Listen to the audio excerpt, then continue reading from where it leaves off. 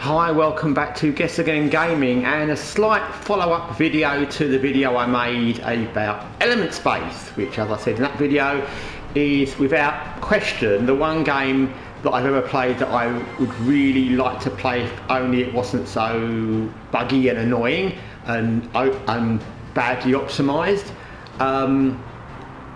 So I had a master plan in my head the other day. Suddenly it came to me. You probably know if you've watched this channel much. So I play quite a lot of games on Steam as well, probably equal to PlayStation, and this is on Steam. So I suddenly had this brainwave of, why don't I see if it's on Steam? And on the Steam workshop it's been modded and it's been made better or different, because we know that can happen, like XCOM, with all the mods on XCOM and all the character models you can do, the new missions and the long war and everything. It's fantastic. And of course when I went on there is no mods for this game, which is a real shame, because I think there's only probably 2 games I've ever bought on both Steam and PlayStation, and one is the aforementioned XCOM, for obvious reasons, as I've said. There's so many mods and the long war, etc. And the other game would be this. I would happily buy this on Steam if it had even a couple of mods to, not aesthetically really, but mods that made the combat more even. And as I said, there's a big problem with Overwatch, we talked about Overwatch in other videos, and it's just not, which is a shame, because this game is so nearly great. It's the nearest, more than Phoenix Point. I know Phoenix Point was made by the guy who originally did XCOM, but this is the most near XCOM game that's as good as XCOM. There's loads of games that are sort of on, especially on Steam, there's loads and loads of games, I could name list of them, that are kind of XCOM-like, but aren't really, and aren't very good for various reasons. This is the nearest one, combat-wise, the way it looks. Like I said before, the character modelling is all very original, it looks good. It's just not quite there for the reasons I've given. It's an ambitious project. I think this was the first game for the studio. And the voice work is nice, it's a bit too overwordy.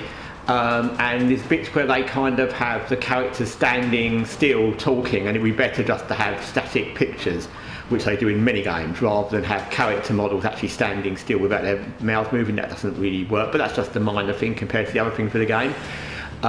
It will be a game that, I don't know, I mean, I'm not an expert on modding, but if they can make War of the Chosen and make that into the Long War, War of the Chosen, and they can make XCOM 2 into Long War 2, then they could make this into something good, because it's already got all the basics, and XCOM 2 wasn't perfect, and always War of the Chosen.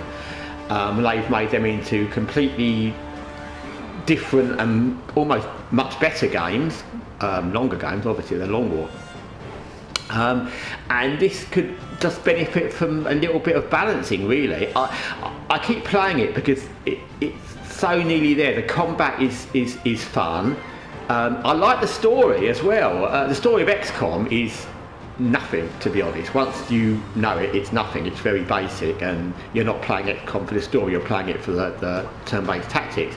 But the story of this is interesting. I've never got past the first few missions because of the reasons I've given in other videos, but I really want to know about this world and what's gone on and what's going to happen, and I want to progress to find that out as well. So I wish that, I wish if I had all the money in the world, I would pay someone to mod this into a playable faction. If I had all the money in the world, I'd buy the rights to this game, and I would remake it, or have someone remake parts of it to make it into what it could be, because this could easily have been a good successor to XCOM. It could really have been a good competitor to XCOM. It just needed those little bits and pieces changed, and it could have been there. Anyway, I'm going to continue playing this because I've decided I want to have another go at getting past the bits I've got past, just to progress the story, really, because the combat's fun, although, like I said, the Overwatch thing is what kills it later in the missions. But I just want to get past those missions so I can find out what happens in the story, to be honest, because I'm just interested. Anyway, thanks for watching Guessagaingaming. Till next time, take care for now.